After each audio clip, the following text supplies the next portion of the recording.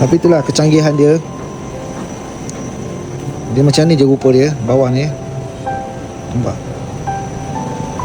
Ni kain atas. Tengok.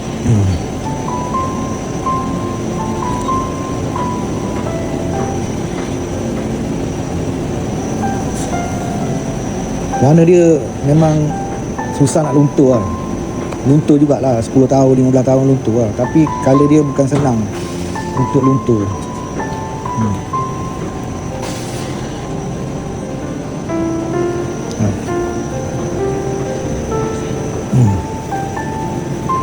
Nanti dia potong laser ni. Potong laser akan ikut line ni lah. Ikut line dia. Pink dengan hitam. Ni kedut ni. Kedut.